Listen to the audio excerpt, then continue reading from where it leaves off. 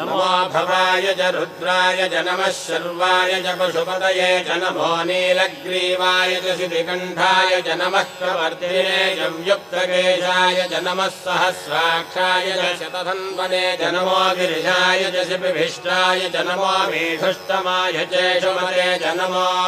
ह्रस्वाय च वामनाय च नमो बृहते च वर्षीयसे च नमो वृद्धाय च संवृद्धने च नमो अग्र्याय च प्रथमाय च नमः आशवे च जिराय च नमः शीघ्रियाय च शीभ्याय च नमः ऊन्याय च वस्वन्याय च नमः स्रोतस्याय च दीप्याय च